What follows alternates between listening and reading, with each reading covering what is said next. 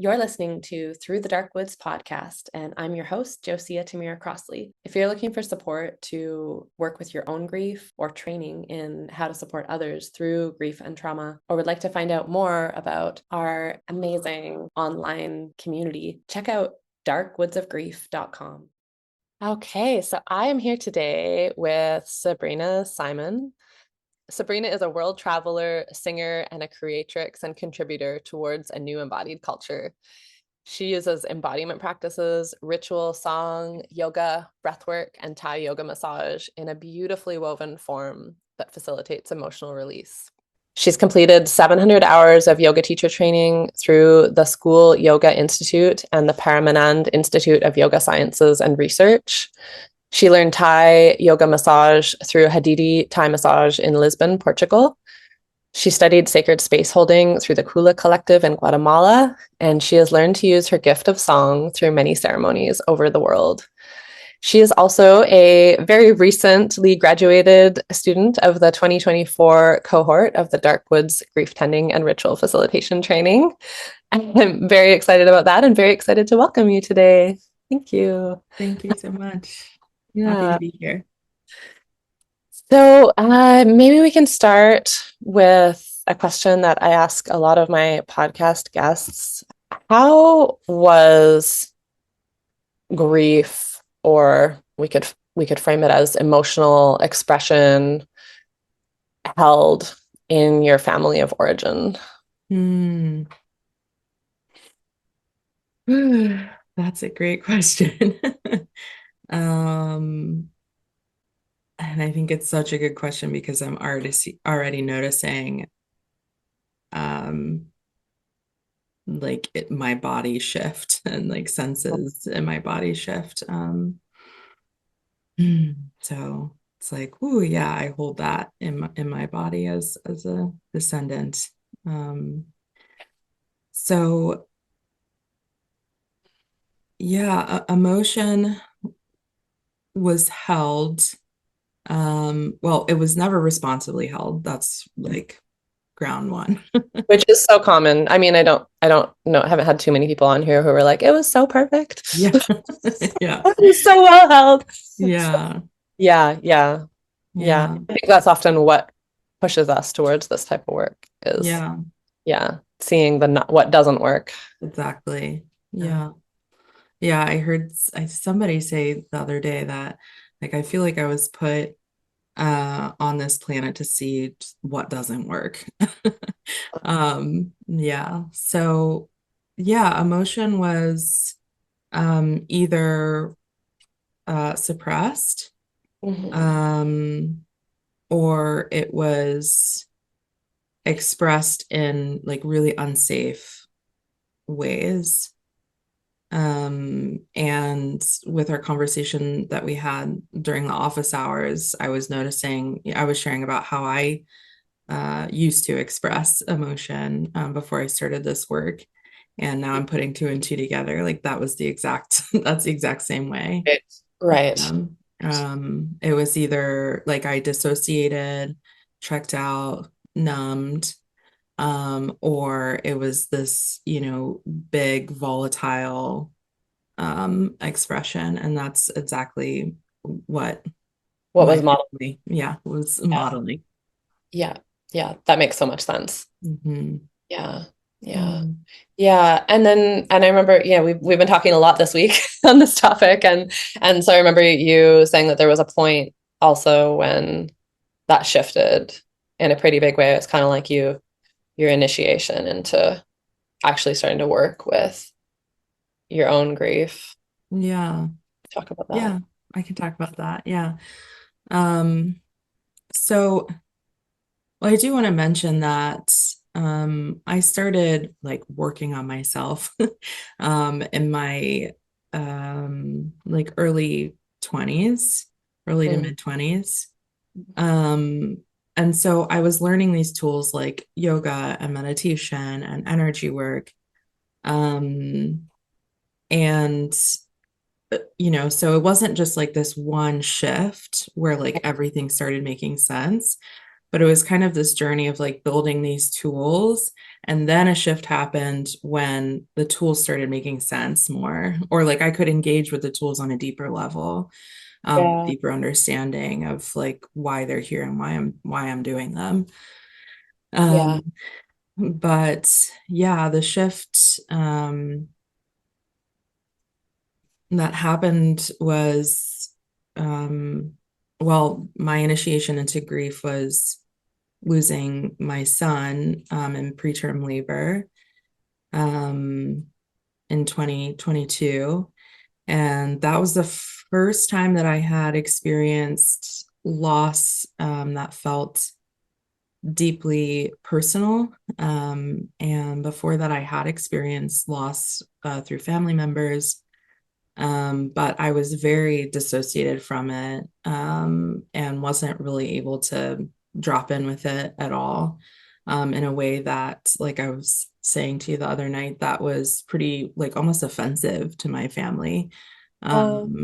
And yeah, so when I experienced that loss, um, I had no idea what grief work was. I didn't know how I could be supported. Mm, And I actually was not really supported in many ways. mm, And then I just happened to attend this abbreviated grief ritual through the Degar lineage at this gathering called Compassion Camp at mm, Earth Haven Eco Village yeah. in North Carolina. And I had no idea what it was. I didn't know that a grief ritual was a thing. And, but I heard it, and this was only a couple months after I lost, yeah, maybe even a month and a half after I lost my son Jude. And so I just thought, yeah, like I'm grieving. And now Yeah. that I look back at that time, I'm like, wow, I was masking so much. Like everybody, I was getting a lot of feedback like, wow, you're so warm. And I was in so much pain actually. Uh-huh. Um, and so in that ritual, I saw and felt things that I'd never seen and felt before.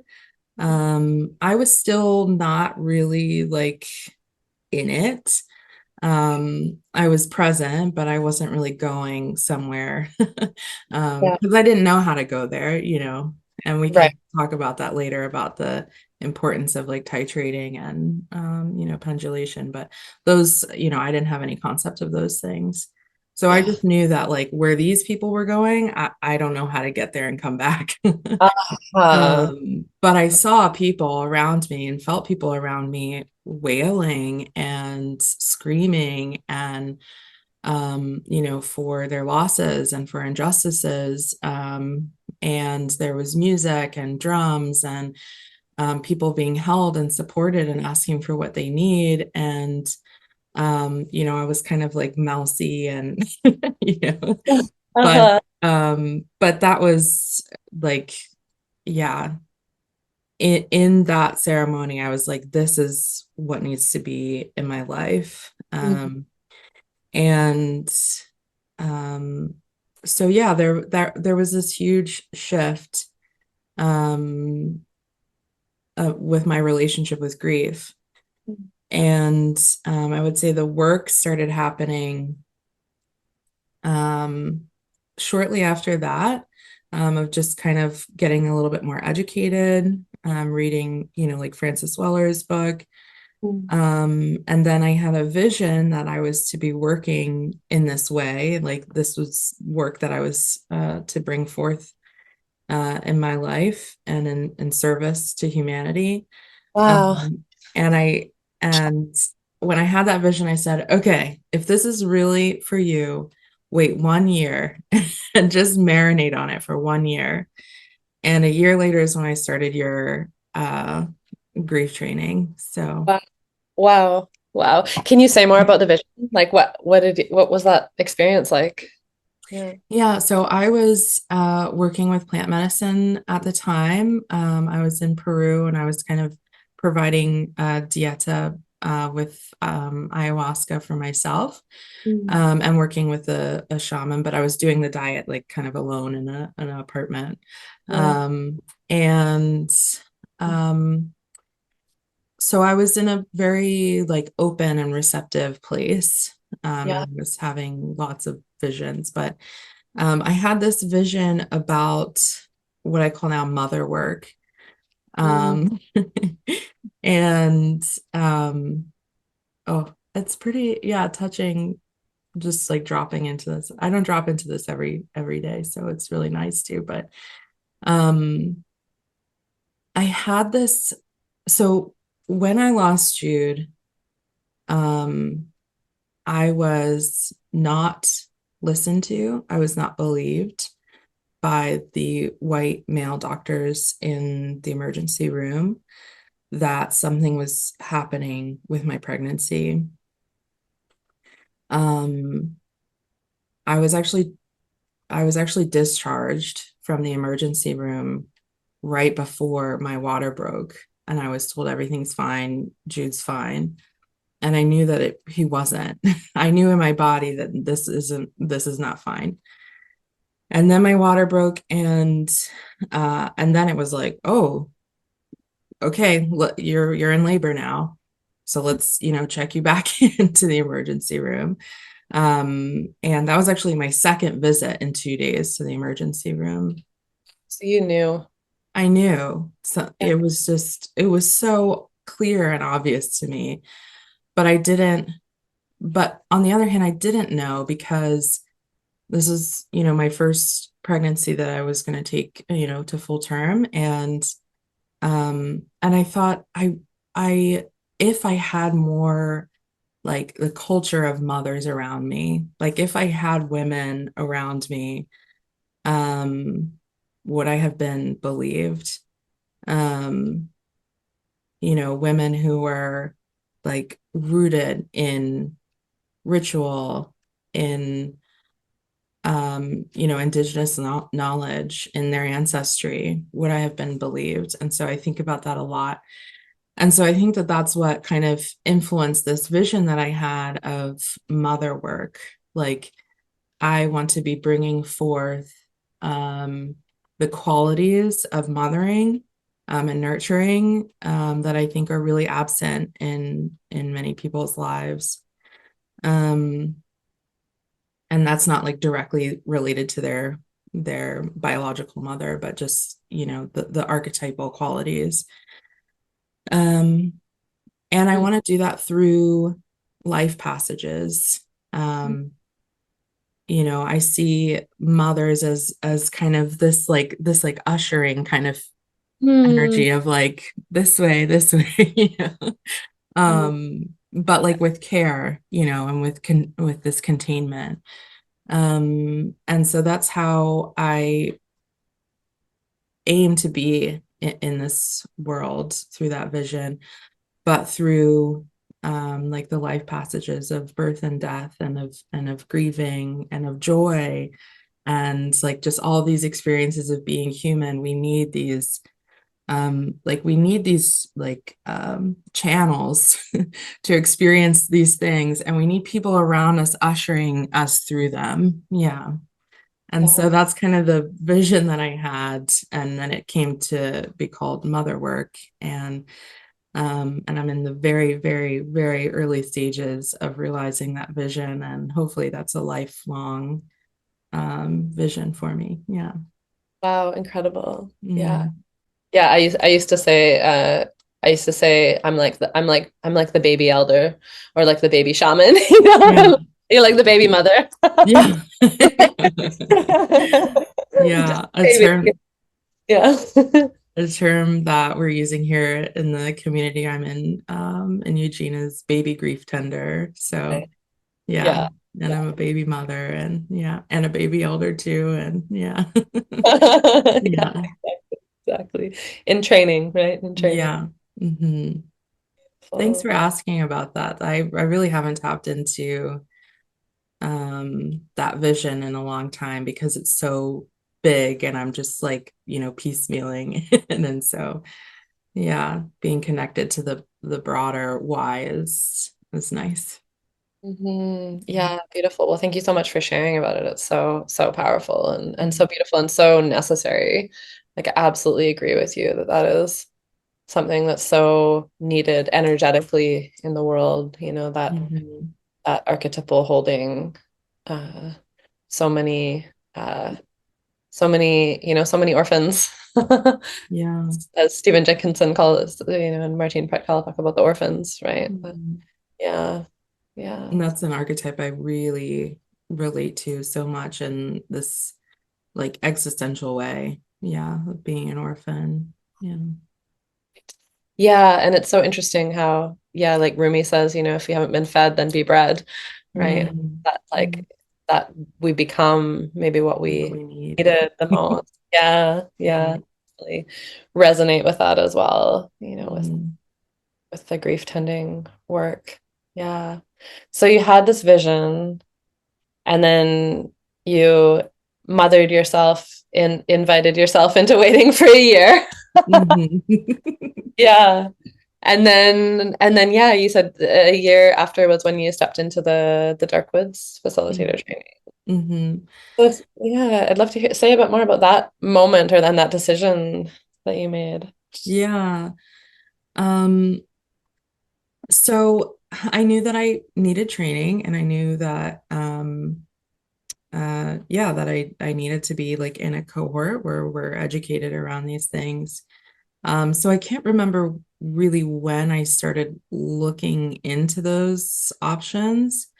But I do remember, maybe it was a few months, maybe several months before I actually started the training with you, um, because I felt it like brewing. I was like, yeah, I'm waiting a year, but like as soon as the year's over, like I'm like in it, you know? I think we talked a few times like over those couple months. Yeah. Yeah, No. yeah.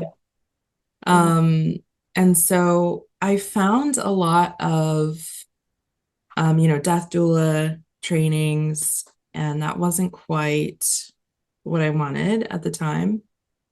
It may be something that I go for later, um, but a lot of these trainings around grief were just like 1 day, 2 day um Yeah. trainings, and I was like, no, I really want to immerse myself in this work. And so that was the first thing that really popped out when I was, looking at your website. It was like, wow, this is a year-long process, now a 2-year-long process, um, and there's this opportunity to like create community and like a relationship, with you and the other people, the trainees and the cohort. So that felt really attractive to me. And I'm really glad that I did that. And I'm also kind of like an all or nothing person, you know? Yeah, I could see. Yeah. Yeah, dive right Um, in. yeah. So, yeah, did that answer your question? I kind of can't remember where. Yeah, totally. Yeah, and I mean, I guess like if you were, I mean, have kind of remembering where you were at in that moment, and I mean, it sounds like it was very clear to you, but if you were speaking to someone who was like kind of on that threshold right Mm, now, and they're like, should I do it? Shouldn't I? Like, what would you say to them about like what they might experience, mm. or just yeah, what would you say to them? Yeah, if somebody was kind of on that fence Hmm. questioning what their decision should be moving forward. Um, I think from my own experience that I just knew, and um you just need to follow your intuition. And I think that something that is said about plant medicines and ayahuasca specifically is that like if you have this curiosity and you're seeking it out, like she's already calling you, she's already inviting you in, you Yeah. already have the invitation. So I think, if somebody's already curious about this and like they already have the invitation to the work, like the grief work is calling them in. So it's really just a matter of saying yes. Saying yes. Yeah, exactly. Yeah, when I'm curious, he says there's always a choice, and the answer is yes. Yeah, right.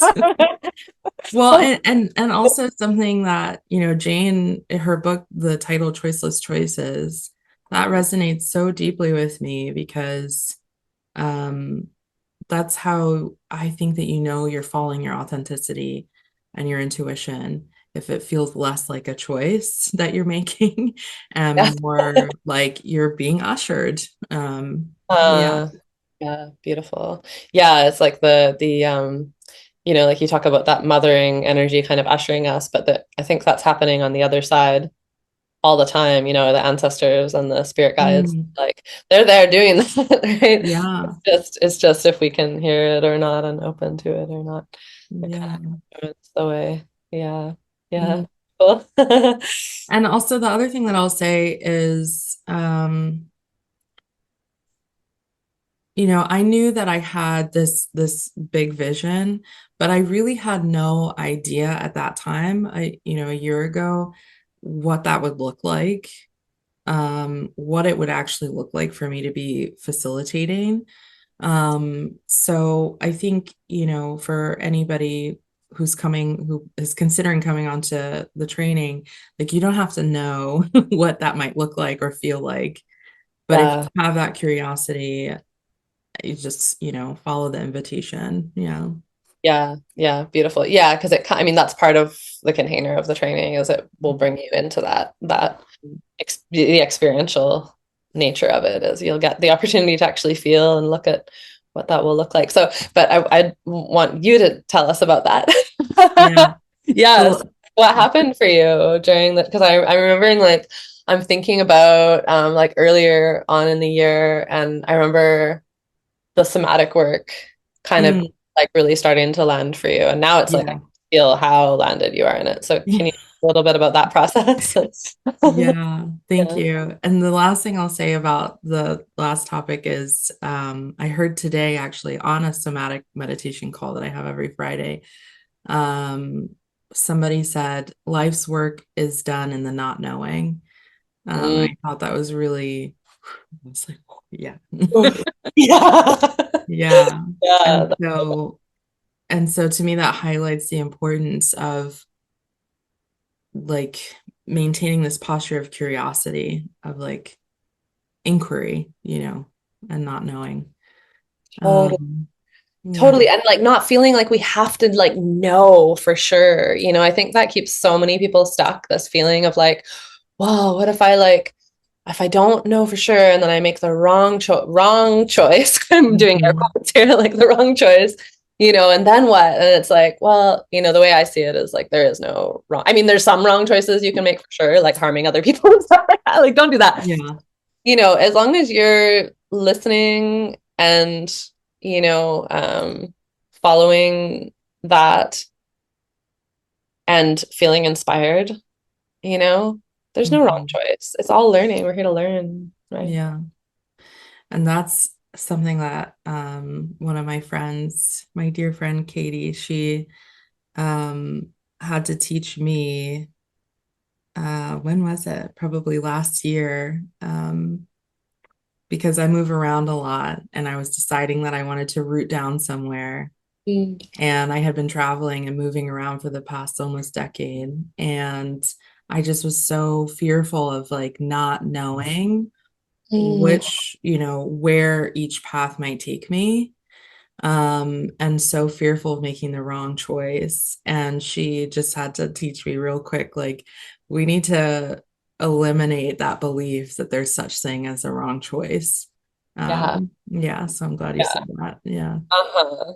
And how did she do that? She just said that. She just was like, "This is it. There's no wrong choice." Yeah, she just said there, that's a belief system that Yeah. there are wrong choices, and you don't have to believe that. Mm. And she said you something along the lines of like you have been lost or been in the unknowing and found yourself over and over and over again. And so you will do the same this time with whatever choice you make. Yeah. Beautiful. Yeah, Yeah. 100%. That's life. Mhm. Yeah, especially if we're going to do things that are like out of the box, Right. and create anything new that hasn't been done before. There's especially going to be that not knowing Yeah. because we're not copying anybody, we're doing something original. Yeah. Yeah. Yeah. So yeah, back to the somatic piece. I'd love to hear Yeah. just more about your journey with that. Mhm. So it's kind of crazy that somatic work really didn't come into my life until right around when maybe a little bit before the training started. And that feels crazy to me because it's like how I'm oriented now and it's my whole life now. Um, Mm, and so that's another thing that the grief work has given me more access to is the somatic work. mm, Um, yeah. yeah. And Mm, yeah, I would say that, yeah, being with somatic work has completely shifted my view of life and the way that I like walk through the world and perceive the whole world. Um, and and I'm really happy that it's like this larger movement that, people are realizing that this is really important work. yeah. Um, being comfortable and being safe in the body is Uh, super important work. Super Yeah. important. And Yeah. and I think I didn't realize or I didn't, yeah, understand that the dissociation or like the super volatile expressions of anger or resentment were this like manifestation of not being safe, not feeling safe in my body and my nervous system. Yeah. Right. Um, Yeah. and so when we have like the tools around somatic work, then we're able to dive more deeply into grief or Mhm. whatever the experience is, Yeah, exactly. and do it in a safe way. Wow. Actually just had and I see a somatic therapist, and I had a therapy session yesterday, um by the end I was just like, I feel really good in my body right now. And I feel like that was such a rare thing in my life before. Yeah. Mhm. Mhm. Wow. Yeah. So when it comes to grief work, it's like, how can we experience these huge, like almost sometimes oppressing sensations and still feel safe in our body to do so? Yeah. Yeah. And stay in the body, not dissociate with it. Right. Yeah.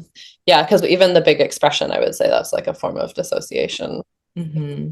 It's like, what? It's like we're probably not like actually down here, right, when that's happening. So, yeah. And I agree with you so much that the somatic work really allows the grief work to happen in a way that's, embodied and I feel like we use the word safe overly a little bit in the therapy world these days, but in a way that is helpful. We Mm-hmm. could even say it is like it like allows it to happen in a way that's helpful. But I'm really curious about what you said earlier about like having access to the grief work helped you to then be able to also access the somatic work more.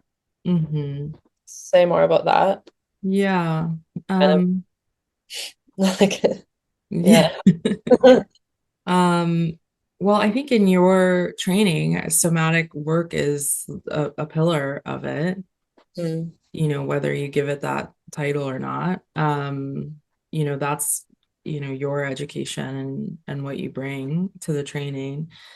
And so, yeah, I think that, um, let me think for a second. take your And time. actually, can you ask the question one more time so I can sit with it? Yeah, just like you said that having access to the grief work allowed you to then be able to access the somatic. work or the somatic body more fully. Yeah. Yeah, I'm a very visual person, so I'm seeing this my answer visually.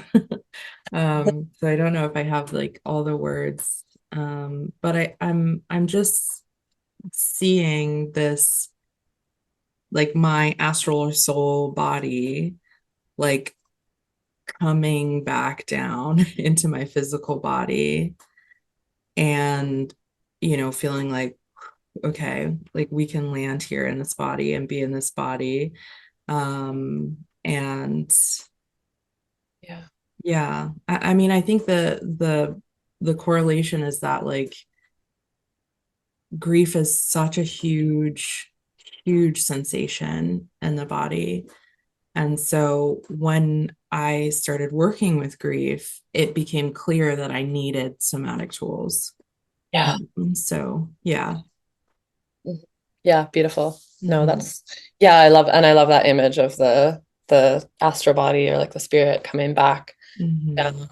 into the body. And do you feel Yeah. like if you were to imagine like when that was happening, do you feel like some of that was happening like in the ritual and in like the weekends that we spent in the training? And Yeah.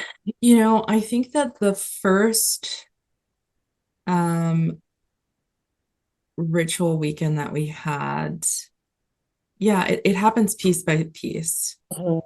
Mhm. Because grief is just so related to trauma, and I have a lot of trauma and a lot of grief, and things that I'm realizing that I need to grieve that I didn't even realize I need to grieve. Um and so being in those ritual spaces can be very uncomfortable for like my soul or astral body. Yeah.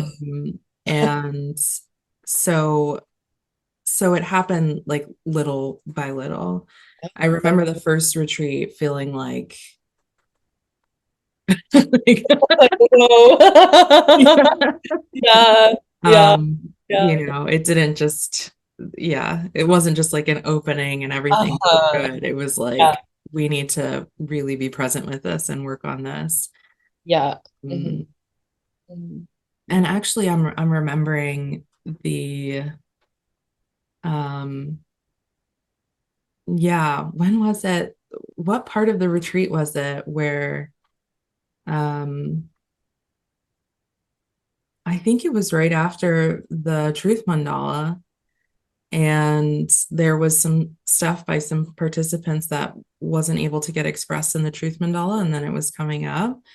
Um, and it woke something up. Their share woke something up inside of me that was so painful that I did start dissociating. Yeah, I remember that. Uh-huh. Yeah.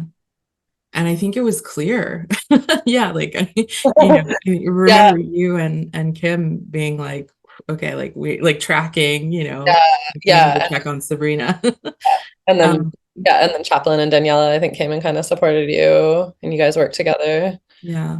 So I experienced the dissociation, which came from like, this feeling is so big, and I have shame about like being in that feeling and letting it be seen by others. And I just need to be away from, like, I need to dissociate from it. And so it was in real time that I had support from Danielle and Chaplin and Kim, and I started returning. And it was just, um, I think all that they really did was show me um, that it was okay to be witnessed. Yeah, yeah, that I wasn't gonna get hurt, or yeah, like nothing bad was gonna happen just by being witnessed. Yeah, Yeah. so powerful. It's so Mhm. powerful that witnessing and just holding each other in that, just like this is okay. Yeah. Yeah, yeah, That I think is probably one of the biggest like aspects or pillars of this work being really transformational, is being witnessed in yeah, it. it's a way of eradicating shame in our bodies, I think. Yes, Yeah. exactly. Exactly. Mhm. Yeah, beautiful. Oh, I love that I'm so glad you spoke to that moment because that was a really powerful moment. I'm And glad to be with that moment again. I haven't thought about it in a while, but it was really big. yeah, And I yeah. think that's probably one of the first times that I had ever allowed myself to like come back from being dissociated and really be witnessed by people. And then it moved through me and it dissipated, it transmuted. Yeah, moved right on through. Yeah, It's amazing exactly. when that happens, and then we're like, okay, Hmm. I'm back. Yeah. Yeah, yeah. But it's so powerful how the trauma energy can really take over, and then we feel like that's all there is, in that moment. Right. Yeah, until we, see something different. Yeah. I think, right? So, yeah. Yeah. Yeah. So I think that, your training and, the rituals that we have, this is definitely practice for us to learn, like in real time what it feels like to dissociate and come back and be witnessed. And um, yeah, so it happens, yeah, piece by Mhm. piece. Yeah, piece by piece. Yeah, it's such an Mhm. interesting container to hold because it's like it is a training, but we are also going into ritual, and there is also this like profound healing that happens for all of us, including me. Like I'm learning and growing and healing when we're in it too. So it's this real cathartic container and I think it has to be that way for ritual work. Like it has to be, to me, that's like you can't learn it from a book or from like reading or even Mhm. hearing about it. It's like being in the moment of like meeting the moments as they arise. Yes. Yeah. And like Yeah. learning how to be with that Yeah. is Oh, where there's a quick quote that my one of my somatic teachers said the other week. He said, can we have the willingness to be changed by the moment? I love mm, that. yeah, beautiful. Love that. So powerful. Mhm. Yeah. And that's kind of what that trauma vortex does, is it like eliminates the possibility for us to be changed in the moment.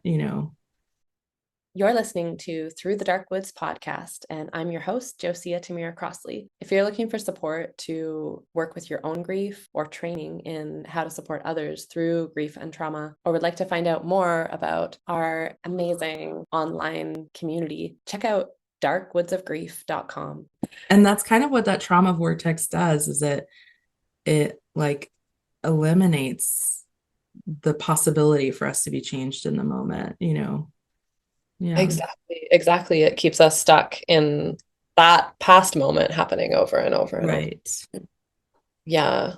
Yeah. And when we have a new experience, like what you described at the ritual, it's like we have this different experience, then that updates our nervous system. Yeah. Oh, okay. It's actually okay. Yeah.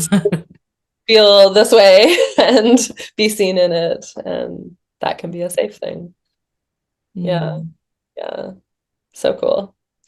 Wow, this was really sweet. I'm glad life is just so like we're on Yeah. to the next thing, and I'm finding this really sweet to just like go back to those moments throughout the past year. Yeah.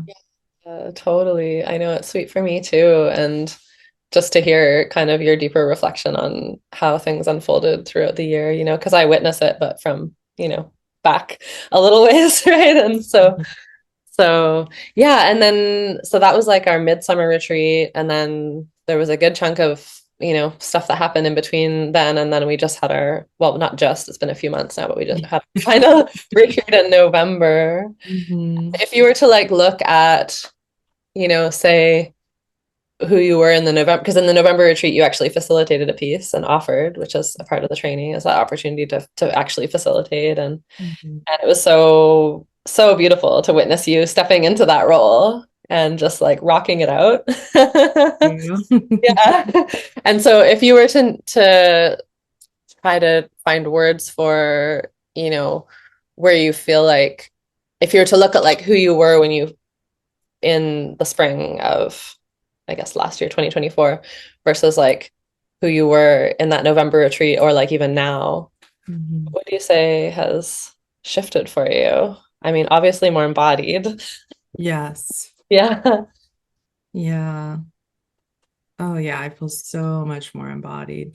It's so funny that like even when I just check in with friends, I'm like, I'm noticing my sweat glands activated and my armpits and like, just so much more attention to what's happening right now in my body.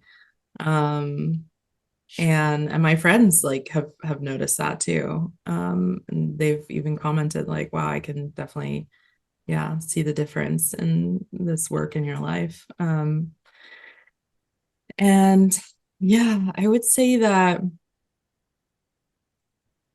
there's this like image or feeling of just stepping into something and this really natural movement that feels like a choiceless choice. It feels authentic, and it feels like I'm in my integrity, and it feels like um yeah, I keep saying this because I really like it. Like I'm in this process of maturation towards my authentic self. Um, and there's like empowerment in that.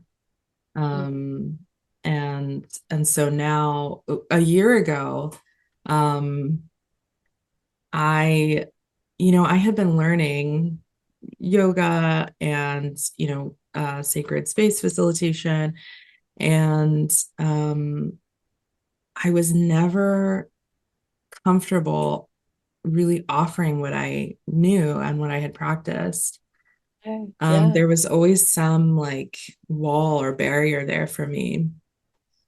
Um, and so that's a huge shift that has happened. Is like no long there's, not only is there no wall there, but um, it's this really fluid movement of just stepping into it. Yeah.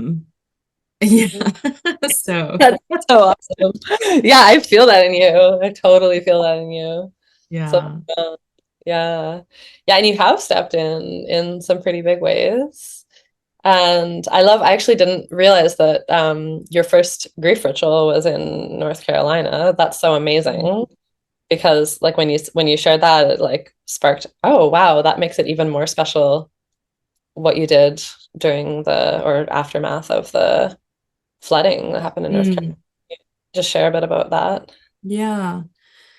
Yeah. So, I have some friends in North Carolina, and people that I care about, and just the place in general feels really important to me.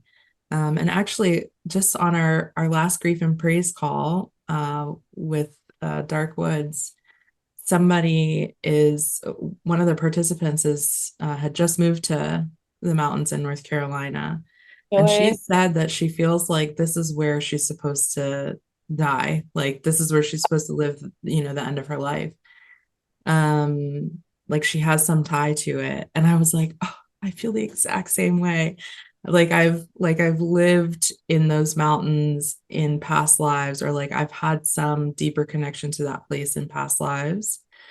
um, and so although I've never lived there, I just really care about the place, and have visited many times, and have friends from there. And so when the hurricane happened, I felt, maybe a bit of that like urgency of like, oh my God, how can we help? Um, and so I just like gathered all the grief people that I knew Yeah. in Eugene, and Jane and New York, and was like, how can we just provide some space, virtual space for people to just tap in and tell us, just share and be witnessed in their grief. Um, and so we did that. And my friend Oliver in Eugene was so helpful. I mean, he even put a website together and just like kind of did all the technical back end stuff, which was amazing. And several of us facilitated some calls, which, it was a very tiny way to be of service. Yeah. But it was still important to me that like we do something. And yeah, a few people attended the calls, and they told us that they really benefited from it, and thanked us for creating the space. And um yeah. And then working with Jane, the only thing that made sense for us to offer in that space was the grief and praise format. And I think through that process of like offering it in a different container and seeing how much it works, like really Mm. solidified almost like my loyalty to it. It was like, okay, this works. Uh-huh. Um, I love that you got to see that because yeah, it does seem to work. yeah, Yeah. And it to test, really does. it was cool for me to witness that, that form tested outside of, the container that we primarily use it in at Darkwoods. So Hmm. really cool. Yeah, There was yeah. also some facilitators or therapists or something, I think, there that I remember Jane mentioning that you ended up kind of passing that template on for them to then use in their communities there. Is that? Um, so I gave the template to Oliver, Yeah. and but then I've also kind of been ushering that movement and here in In Eugene, Eugene. and Yeah. yeah, in Yeah. the Yeah. community So talk here. about that maybe. Yeah. Yeah, so now I'm offering that format, your grief and praise format, in another container called Stellar Village. And Stellar Village was founded by this woman named Grisha Stewart. And it's like a folk school, and it teaches us technologies for belonging and for community. Like Tokopa, your teacher, Uh-huh. uses that term, which I love so much. Yeah. Um, and yeah, so I was just like, oh, I want to offer grief and praise in Stellar Village. And so we've offered a few calls, and I'm just like deeply moved by them, and they really seem to be landing with people. And I'm just so happy to be like expanding the format and the containers. Yeah. Cool. So is that those calls, are they in person or is it online? Online. It's Yeah. online. Okay. Yeah. Cool. We're thinking about doing some hybrid Mm. events. I'm thinking about like, can we do a grief and praise call, a hybrid event? Like we're thinking about how that might work. And it would definitely be an experiment. But yeah, Yeah. there's um, a rich community of grievers and grief tenders here in Eugene, which is one of the reasons why I decided to move here. And so I'm just so happy to be embraced in it, and also be an organizer in it. And now me and Sitka, another participant or trainee, are holding monthly like grief tender counsels for people who want to continue practicing being a grief tender, who want feedback, who also want to drop in with their grief. So we're really trying to build our capacity for like becoming the elders that we want to become, because so many Mm. of us don't have elders. So at least we can try to become elders for, our descendants. Yeah. Beautiful. Oh, that's so powerful. And I love that idea of bringing the grief tenders together because that can often be kind of a place where, well, it's just something that we have to acknowledge is that as the ones tending the grief, we also need somewhere to be able to go and be supported Exactly. there. So, Yeah.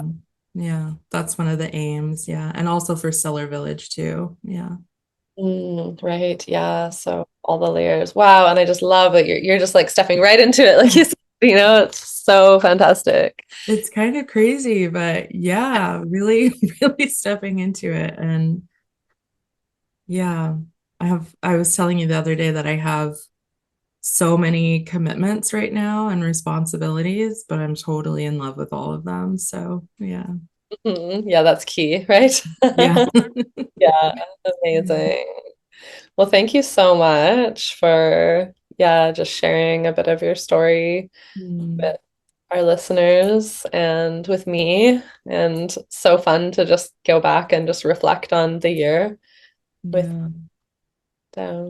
yeah, any last words you would want to leave people with? Yeah. I think that I definitely want to mention the opportunity, like the financial opportunity that I had to be in the grief training, because I honestly do not believe that I could have been able to do that for myself. And so I'm really just very grateful for that. And accessibility is like so important to me because um in many circumstances I'm on this end where I don't have access to the things that I need and want to like really mature and educate myself and become the person that I want to become. And so I hope to through my grief work be able to like really center how do we make this accessible. Yeah, beautiful. Yeah, thanks for mentioning that. Yeah, because you were one of two receivers of the BIPOC scholarship for the Mhm. 2024 cohort. And yeah, that's so important to me as well to be able to make it accessible or as much as possible, while still keeping the integrity of the container. And I'm so glad that you were able to receive that. And I mean, that to me is part of the what people are talking about as reparations, now. And I think that it's so important to be holding that in the world as Mhm. we, because it's a part of the healing, that we're doing together. It really is. And yeah, and so yeah, we do have scholarships for pretty much all of our different programs and trainings. We have partial scholarship opportunities. For the grief tending and ritual facilitation training, we just have the two BIPOC scholarship opportunities because the training is very intensive. It's small cohort, only 12 people, so we do have to make it work financially as well for our organization. But most of our other programs, we can offer lots of partial scholarships. And if you ever want to donate to this amazing work, we have a scholarship fund. So we are always accepting donations toward that. So if you would want to sponsor someone Mm. to do the training, that's something that we graciously accept and appreciate so much. So thanks for mentioning that. I would have, Yeah, yeah. absolutely. Yeah. Great. Amy Daryl, thank you so much. Thank you. This is really lovely. I envision every town, community, and organization having someone trained and confident in holding space for grief, and specifically grief ritual. A long time ago, this is how it was. We remember it in our bones. And yet, thanks to the destructive force of colonization, there's a foundational lack of grief and ritual literacy these days. This is not a vague coincidence. Colonial forces banned healing rituals and ceremonies because they are the most powerful way to bring unity and strength amongst the people. Grief ritual is an act of decolonization. The last 8 years of my life, I've been on a committed journey of studying, practicing, remembering, and bridging these old ways back into the world. So many people are feeling the stress of ecological change and humanitarian crises, and are simultaneously holding their own personal and ancestral grief and traumas. It's an almost impossible task to orient to the individual, transgenerational, and ecological grief unless we're held by communal ritual and practices. If we cannot access safe space to process our grief and trauma, our tendency is to instead act out habitual trauma responses, creating even more destruction to ourselves and everything around us. We need these spaces for grief to be tended in a good way. I believe that ritual and grief literacy is key for humanity to access the gifts lying hidden within our individual and collective trauma and pain. This work calls to some of us deep within our souls, as if our willingness to step into the shadows with others was forged over many lifetimes. And still, as humans, we need community and mentorship to guide us along our path. As a somatic trauma therapist and grief ritual facilitator, I'm infinitely grateful for my teachers and mentors and the opportunity to pass on these teachings. I feel really grateful to work with someone who, in her own way, is weaving together so many different traditions and ancient practices and honoring so many lineages and teachers. And I feel like she does it in a really humble and gracious way.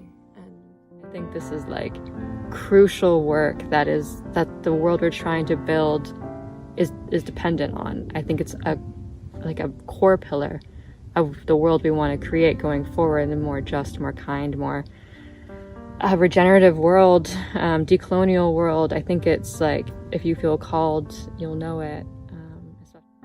Yeah, that feels like a really exciting thing, that we're learning how to be with the full spectrum of our human experience, really, as a result of this really powerful work. So my hope, my prayer is that it just keeps spreading and growing and weaving into how we live here as human beings. There's so much work to do, and we need more people willing to learn how to hold safe spaces for this critical work of transformation.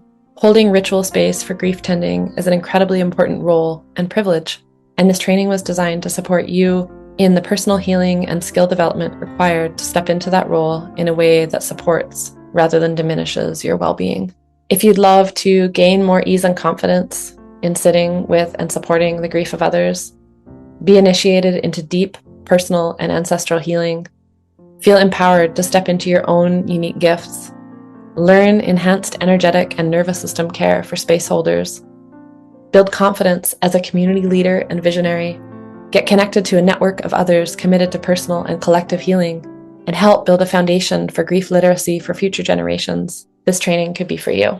You'll have the opportunity to look deeply into any of your own current or past unprocessed grief and be held in a container of people who are committed to their own, each other's, and the collective healing. If you feel like this training might be for you, you can start by filling out the application form at darkwoodsofgrief.com/facilitation-training. I'm so excited to meet you.